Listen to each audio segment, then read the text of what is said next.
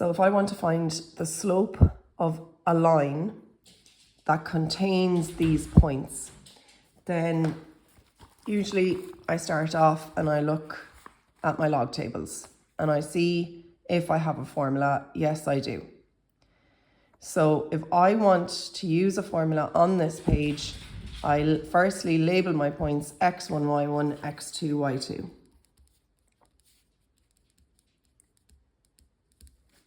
And then I take down my formula and I start filling it in. So the slope, which they call m, is y2 minus y1 over x2 minus x1. And so I just carefully fill in and I throw that into my calculator. So y2 minus from my formula, y1 is a 3 all over, x2 is a 1 minus from my formula, and x1 is a minus 4. I can throw that into the calculator straight away, or I can work it out bit by bit.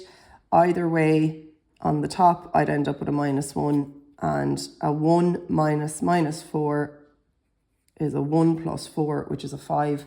So the slope of this particular line is minus 1/5. And let's just quickly here go back over a line that is flat or horizontal. We say has a slope of 0, or a steepness, or a gradient. There can be many ways in which they might rephrase that word or use a different word. But we will keep an eye out for that. Usually they'll use the word slope or how steep a line is.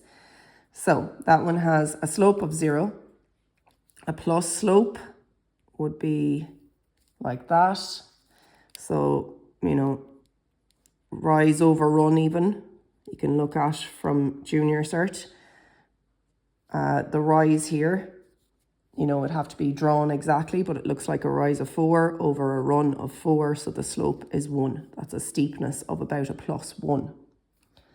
And then what we have is minus 1/5. So it's definitely going down this direction, but it's not completely flat like a slope of 0.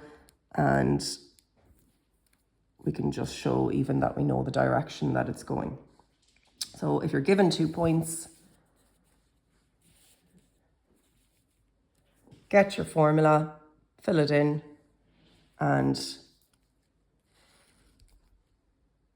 use a numerical value to describe how steep it is, whether it's a plus slope, a minus slope, or whether it's completely flat.